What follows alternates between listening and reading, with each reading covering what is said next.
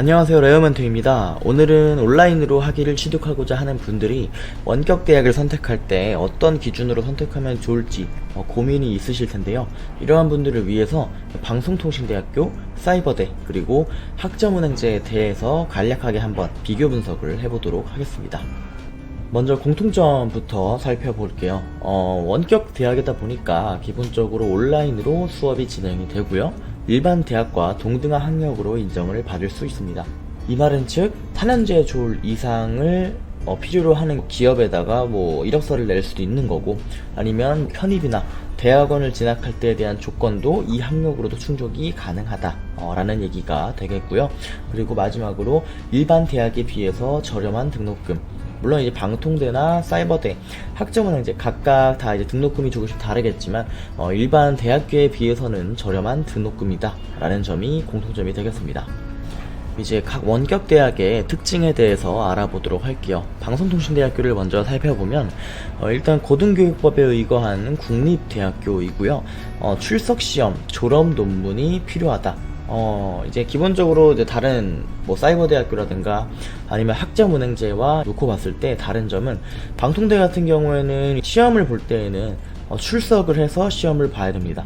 물론 이거는 전공이나 과목에 따라 좀 달라지겠지만 출석 시험, 아니면 기말 시험 등은 반드시 주변에 있는 시험장으로 가서 시험을 봐주셔야 되고, 졸업 논문이 필요한 전공들이 있어요. 그래서 아무래도 방송통신대학교는 이제 직장인분들이 대부분 이 공부를 하는 과정이다 보니까 이렇게 출석이라든가 졸업 논문을 필요로 하기 때문에 졸업 난이도가 상당히 높은 편입니다. 그래서 졸업률을 보면 20%대 정도가 나오는 걸로 확인이 되고 있어요. 상당히 졸업을 하는 게 어렵고, 또 학점 관리하는 부분도 난이도가 상당히 높다라고 할 수 있겠습니다. 대신에 졸업 난이도가 좀 어렵고 학점 관리하는 부분도 어렵다 보니까, 그리고 또 이제 국립대학교다 보니까 원격 대학 중에서는 비교적으로 사회적인 입지는 가장 낮다라는 점이 또 특징이에요. 사실 그렇게 엄청 큰 차이가 있는 건 아닌데, 사이버대학교나 학점은행제에 비해서 그래도 유명 방통대 출신 연예인분들도 생각보다 많이 계시고 하다 보니까 사회적인 입지는 그나마 가장 높다라고 보시면 되겠습니다. 다음은 이제 사이버대학교 한번 살펴보도록 할게요. 사이버대학교의 특징은 일단 고등교육법에 의거했지만 이제 국립대학교가 아닌 사립대학교입니다. 사이버대학교가 물론 한 군데는 아니겠지만 모든 사이버대학교는 다 사립대학교다 라고 보시면 되겠고요. 그리고 다양한 전공수를 보유하고 있다. 물론 이제 방송통신대학교 같은 경우도 전공수가 적은 편은 아닌데, 그렇다고 많다고 하기도 좀 애매하거든요. 반면 사이버대 같은 경우에는 사이버대학교 자체도 굉장히 다양한 편이고 하다 보니까 전공수가 굉장히 많이 있다 라는 점이 특징이 되겠습니다. 그리고 또 하나의 특징은 등록금이 좀 대신 높아요. 아무래도 사립으로 운영이 되는 대학들이고 하다 보니까 원격으로 학위를 취득할 수 있는 대학 중에서는 가장 높은 등록금을 보여주고 있다라는 점이 특징이 되겠습니다. 다음은 학점은행제에 대한 특징을 한번 살펴보도록 하겠습니다. 학점은행제는 일단 교육법부터 달라요. 앞서 이제 방통대나 이제 사이버대 같은 경우에는 고등교육법이었지만 학점은행제는 평생교육법입니다. 그래서 교육부가 주관하는 하나의 교육제도라고 보시면 되고요. 다양한 방법으로 학점 취득이 가능하다는 점이 학점은행제의 특징입니다.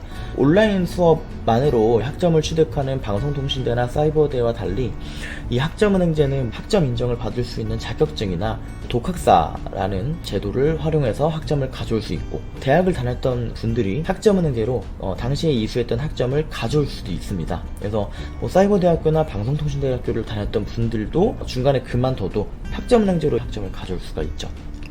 마지막으로 학년제가 아닌 학점제, 이거는 위의 특징과 연결되는 이야기이긴 하죠. 그래서 이제 사이버대학교나 방송통신대학교 같은 경우에는 4년제 학위를 얻기 위해서는 4년 동안 학교를 다녀야 되는 반면에, 학점은행제는 이제 학년제가 아닌 학점제이기 때문에 4년제 학위를 취득할 때 필요한 그 학점을 모두 이수하게 되면은 기간과 상관없이 4년제 학위를 받을 수 있다는 점이 학점은행제의 특징이 되겠습니다. 자, 그럼 이제 본격적으로 비교를 한번 해볼게요. 먼저 이제 사회적인 인식을 보면, 방금도 말씀을 드렸지만 방송통신대학교가 아무래도 국립대학교이기도 하고, 우리나라에서 사실 가장 최초의 원격 대학이 방통대거든요.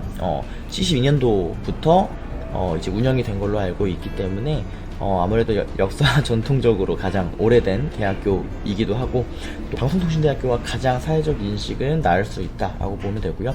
이제 사이버대 같은 경우에는 우리가 알고 있는 뭐 한양, 모댕대 이렇게 좀 그런 대학교들이 있다 보니까 조금 더 이제 학자은행제보다 인식적인 부분은 나을 수도 있다라고 볼 수 있을 것 같아요. 근데 이제 사실 그렇게 유의미한 차이가 있다라고 말씀드리기는 좀 애매합니다.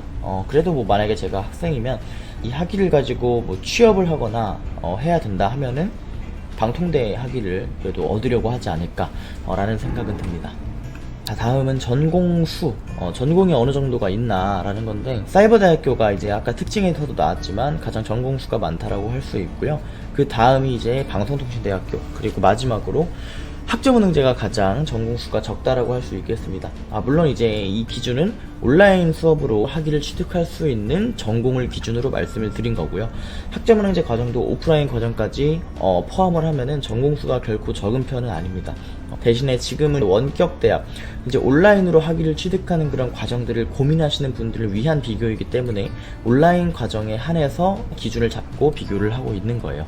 그래서 온라인 기준으로는 학점은행제가 제일 낮고, 방통대, 그 다음 마지막으로 사이버대가 가장 전공수가 많다라고 보시면 되겠습니다. 다음은 학위 취득 기간이 어느 정도 걸리냐에 대한 차이인데, 이거는 학점은행제가 당연히 가장 빠를 수밖에 없죠. 아까 앞서서도 이제 학점은행제 특징에서도 말씀드렸지만, 학점은행제는 학년제가 아닌 학점제로 수업이 진행되기 때문에 학위를 취득하기 위한 필요 학점을 모두 이수하게 되면 기간과 상관없이 학위를 얻을 수 있는 제도이기 때문에 4년제의 학위를 얻기 위해서는 4년을 다녀야 되는 방통대나 사이버대에 비해서 학점은행제가 가장 빠르다라고 할 수 있습니다. 다음은 학기당 발생되는 등록금, 이 부분도 뭐 많은 분들이 당연히 고려를 안 할 수가 없겠죠. 그래서 방송통신대학교가 가장 저렴하다라고 볼 수 있고요. 그 다음이 학점은행제, 그리고 그 다음이 사이버대학교라고 보면 되겠습니다. 일단 방통대 같은 경우에는 학기당 발생되는 비용이 거의 한 35만원 정도 되는 걸로 알고 있어요. 1년에 발생되는 비용은 한 뭐 70만원 정도. 물론 이제 뭐 교재라든가 여러 가지를 다 총합하면은 100만원 가까이 비용이 나간다 라고 보셔도 되겠습니다. 그리고 학점은행제 같은 경우에는 학기당 물론 전공에 따라서 뭐 과목에 따라 조금씩 달라지겠지만 평균적으로 봤을 때 한 50대에서 70대 정도까지, 많으면 이제 한 90대 정도까지도 비용이 발생할 수도 있어요. 그래서 학기당 한 60, 60에서 한 90 정도까지도 발생한다라고 보시면 될 것 같고, 이제 사이버대 같은 경우에는 학기당 거의 한 100에서 많으면 200 정도까지도 비용이 발생합니다. 자, 다음은 이제 학기당 등록금이 아니라 학위를 취득하기 위한 모든 과정의 총 등록금을 한번 비교를 해봤어요. 이 과정은 아무래도 학점은행제가 가장 낮을 수밖에 없습니다. 왜냐면은 방송통신대학교 4년제 학위를 이제 얻기 위한다 하면 8학기 동안 다녀야 돼요. 근데 학점은행제 같은 경우에는 이제 기간 단축을 여러 가지 학점 이수를 통해서 할 수 있기 때문에 4학기 과정으로도 4년제 학위를 얻는 게 가능합니다. 그렇다 하면은 내학기에 대한 등록금만 납부를 하게 되는 거기 때문에 이제 학점은행제 과정은 어떤 식으로 커리큘럼, 학습 설계가 들어가냐에 따라서 조금씩 총 등록금이 달라질 수가 있고, 대신에 그런 점은 있겠죠. 이제 방송통신대학교나 사이버대학교 같은 경우에는 장학 조건을 채우면 장학금을 얻을 수 있다는 장점이 있기 때문에 물론 이제 정말 좋은 성적을 계속 유지해야 된다거나 이런 여러 가지 조건들이 있긴 하겠지만, 이 조건들을 만약 갖추기만 한다면 이 부분에서 지원을 받을 수 있고, 그렇다라고 하면은 이때에는 총 등록금이 어떻게 될지는 그때그때 상황에 따라 조금씩 달라질 수도 있다라고 보시면 되겠습니다. 자, 이 과정에 대해서 이제 마지막으로 요약을 해볼게요. 먼저 첫 번째로 뭐 큰 차이는 없지만 사실 조금이나마 사회적 입지가 있는 취업을 위한 학위는 방송통신대학교의 학위를 얻으면 되겠고요. 그리고 전공이 굉장히 많은 뭐 방송통신대학교나 학점은행제로 선택할 수 없는 그런 전공을 원한다면 사이버대학교 쪽으로 나아가는 것도 하나의 방법이 될 수 있겠습니다. 그리고 마지막으로 편입이나 뭐 아니면 대학원 진학, 뭐 직장인분들이 학력을 개선하기 위해서는 학점은행제가 가장 좋은 선택이 될 수가 있겠습니다. 아무래도 성적관리가 가장 수월하고 기간 단축이 가능한 과정이기 때문에, 물론 제가 지금 요약한 이 기준대로 꼭 원격 대학을 선택할 필요는 없겠지만, 그래도 여러분들이 원격 대학을 선택하는 데 있어서 조금이나마 도움이 됐으면 하는 마음에 한번 영상을 정리해 봤습니다. 그럼 오늘 영상은 여기까지 하는 걸로 하고요. 궁금한 점이 있으시면 댓글 남겨주시면 되겠습니다. 지금까지 레오멘토였습니다. 감사합니다.